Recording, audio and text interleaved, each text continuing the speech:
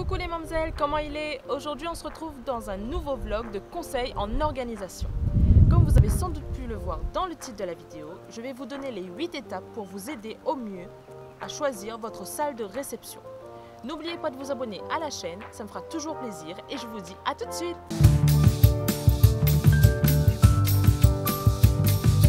Vous avez sans doute vu que lorsque vous démarrez vos préparatifs de mariage, la première chose qu'on vous demande de faire, c'est de choisir sa salle de réception en premier.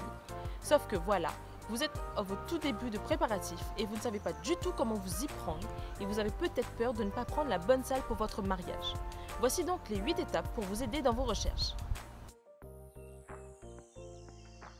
Il faut savoir le nombre d'invités que vous aurez pour votre mariage. Trop d'invités dans une petite salle ou peu d'invités dans une grande salle change radicalement les choses.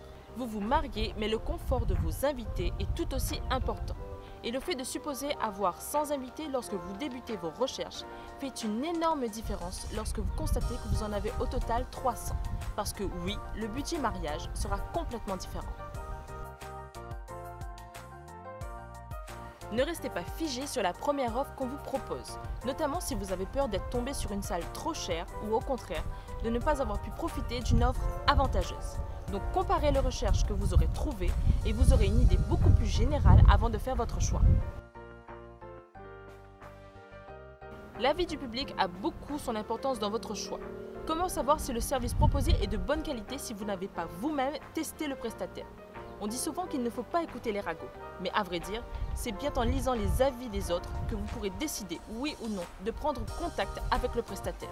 Alors regardez les forums, les annuaires ou encore les commentaires sur les réseaux sociaux, cela vous permettra d'avoir un aperçu global de satisfaction du prestataire. Une fois que le choix est fait, regardez l'emplacement de votre lieu de réception. Ça peut être anodin, mais sa localisation peut être un gros enjeu pour votre jour J. Notamment à La Réunion, vous savez très bien que nous vivons sur une île où il faut éviter de circuler aux heures de pointe ou lorsque les conditions climatiques ne s'y prêtent pas. Donc si vous habitez dans l'ouest ou le sud et que vous souhaitez célébrer votre mariage dans le cirque de Sillaos, prévoyez un plan B en cas d'imprévu, comme un éboulis sur la route qui vous empêche de vous rendre dans le cirque ou encore des embouteillages en heure de pointe qui vont vous retarder de plusieurs heures. Visitez par vous-même la salle de réception. Ne restez pas sur de simples photos trouvées sur internet. Il serait dommage que le prestataire ait mal pris sa photo pour le mettre sur son site ou son réseau social et que vous essayiez d'imaginer la grandeur de sa salle. Rien de mieux que de le voir de vos propres yeux et d'avoir un avis objectif pour se rendre compte si la salle de réception vous correspond réellement. Et surtout, on n'est jamais à l'abri de mauvaises surprises. Regardez avec précision les services proposés pour ne pas tomber sur de mauvaises surprises, notamment les heures où vous pourrez disposer de votre salle. Ou encore demander si votre salle est bien privatisée. Parce que oui, il existe des salles où l'on peut n'en disposer que de la moitié en fonction du nombre d'invités que vous avez. Et si vous avez besoin de décorer votre lieu de réception, vous n'aurez pas le temps de le faire si on vous donne les clés à midi le jour de votre mariage. Donc observez et notez bien ces éléments qui peuvent être sans importance à la signature de contrat, mais qui peuvent vous donner énormément de stress le jour J. Pensez et questionnez le prestataire sur d'éventuels extras. Vous savez que vos invités viennent pour certains de très loin pour assister à votre événement. Et pour les éviter de prendre la route, et c'est aussi une attention particulière pour s'assurer de leur confort et de leur sécurité, dites-vous que la salle a peut-être des hébergements ou des contacts d'hébergement pour vos convives. Et l'avantage, c'est qu'ils pourraient trouver des hébergements que vous ne trouverez peut-être pas sur internet et surtout à moindre coût. Choisissez au feeling tout en gardant un œil sur votre budget.